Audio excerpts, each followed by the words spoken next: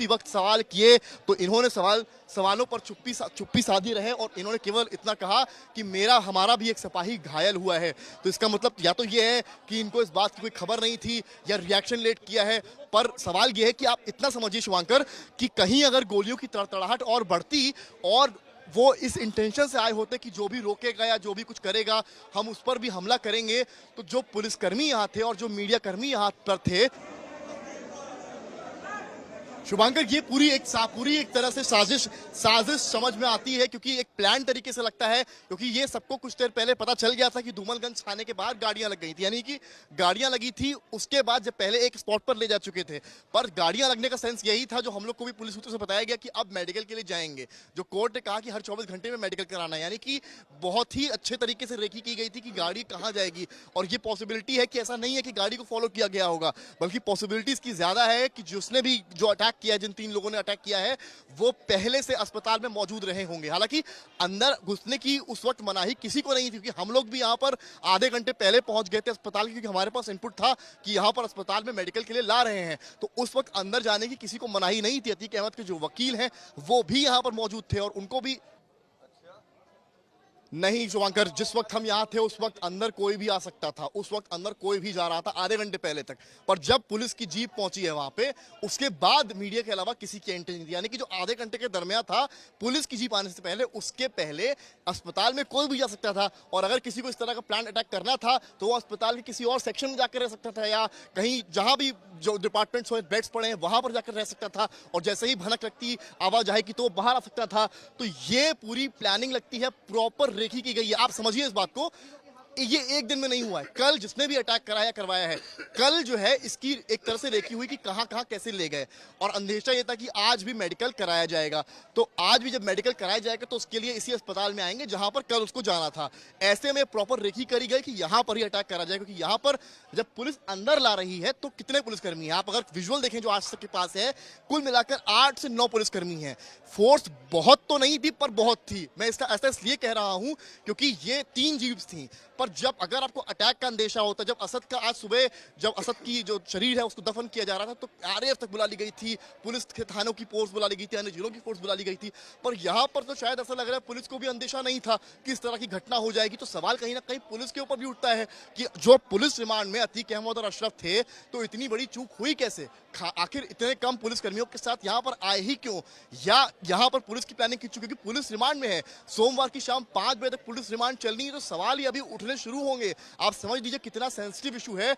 अभी अतीक और अशरफ से कई राज यूपी एसटीएफ और उत्तर प्रदेश पुलिस को उगलवाने भी थे, ये भी इसमें एक मोड़ है। इस बीच में पाकिस्तान कनेक्शन भी रिमांड कॉपी में उत्तर प्रदेश पुलिस ने पहले से दे दिया था, जिसको लेकर कई बातें चल रही थी। हालांकि अतीक अहमद उस बारे में चुप्पी साधे हुए था।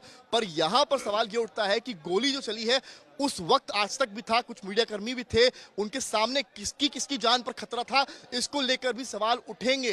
हमारे जो कैमरा पर्सन नीरज कुमार है, उनके हाथ में भी खरोच आई है, धक्का मुक्की हुई है, क्योंकि जब गोलियां चली हैं तो धक्का हुआ है और हम लोग खुद भागे हैं। जो मेरे शूज हैं मेरे, वो भी टूट गए भागने पीछे। जब एकदम से गोली चली है तो हम सब पीछे हटे और उस वक्त घटना हुई, सब चौंक गए। कुछ लोग अन्य डिपार्टमेंट्स में जाकर छुप गए, भाग गए, उनको लगा कि शायद ये गोली की तड़तड़ाहट लगातार चलेगी। और कई सारे हैं शूटर्स जो यहाँ पर मौजूद है, तो कई लोग जान बचाने के लिए वहां तक गए, पर आज तक ग्राउंड पर मौजूद रहा। आपको एक तस्वीर दिखाने के लिए, जहां पर, क्योंकि उस वक्त जिन तीनों ने गोली चलाई, पुलिस ने उसी समय, जैसे विजुअल्स में आप देख पा रहे होंगे, उसी समय तीनों को धर दबोचा।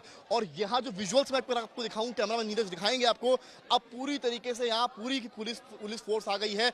और शायद ये पहली या दूसरी दफा हुआ होगा यूपी में कि एक अस्पताल एक पूरे क्राइम सीन में तब्दील हो चुका है, जहां एक कैमरा नजर पड़ा आता है, एक बोतल पड़ी नजर आती है, कुछ बुलेट्स पड़ी नजर आती हैं, 3 पिस्टल्स पड़ी नजर आती हैं। और यहीं पर सनसनीखेज तरीके से अतीक अहमद और अशरफ को मारा जाता है। और उसी वक्त तीनों ने सरेंडर किया है, यानी कि जिन्होंने भी ये कार्य किया है पूरी प्लानिंग से किया है, या ये भी कहा जा सकता है कि उनसे कार्य कराया गया है। कौन इसके पीछे है इसकी जरूर पड़ताल होगी, पर उच्च अधिकारियों ने इतना जरूर आज तक को कंफर्म किया है, मान सिंह नामक सिपाही प्रयागराज पुलिस के हैं, वो इसमें घायल हुए, उनके हाथ में गोली लगी है।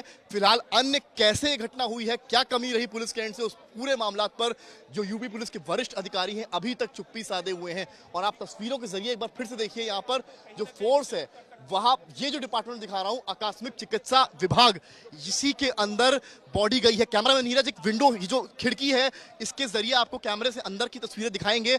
आप देखिए अंदर पूरी की पूरी पुलिस फोर्स, वरिष्ठ अधिकारी हैं। सामने जो अधिकारी आपको बीच में नजर आ रहे हैं, वही अधिकारी हैं जो इस पूरे चीज को लीड कर रहे थे। यानी यही इन्हीं के अंतर्गत जो है पूरी तरीके से ये बॉडी यहाँ अतीक अहमद और अशरफ को यहाँ पर लाया गया था और इन्हीं के सामने ये पूरी गोली चली। और आज तक ने इनसे भी उसी वक्त सवाल किए तो इन्होंने सवालों पर चुप्पी साधी रहे और इन्होंने केवल इतना कहा कि हमारा भी एक सिपाही घायल हुआ है। तो इसका मतलब या तो ये है कि इनको इस बात की कोई खबर नहीं थी या रिएक्शन लेट किया है। पर सवाल ये है कि आप इतना समझिए शुभांकर कि कहीं अगर गोलियों की तड़तड़ाहट और बढ़ती और वो इस इंटेंशन से आए होते कि जो भी रोकेगा या जो भी कुछ करेगा हम उस पर भी हमला करेंगे, तो जो पुलिसकर्मी यहाँ थे और जो मीडिया कर्मी यहाँ पर थे उनकी जान को कितना खतरा था। सबसे बड़ा सवाल तो यहाँ पर यही है कि उनकी जान के साथ क्या खिलवाड़ था यहाँ पर। ये एक बड़ी समस्या, बड़ी खबर की तरह सामने आ रहा है क्योंकि पुलिस को शायद इस बात का अंदेशा नहीं था। अगर अंदेशा होता तो पुलिस इतनी कम फोर्स के साथ यहां पर नहीं आती। अभी जितनी फोर्स है उसकी मैं आपको बताऊं मात्र 20 से 30% फोर्स थी, जितनी फोर्स इस वक्त इस अस्पताल में मौजूद है।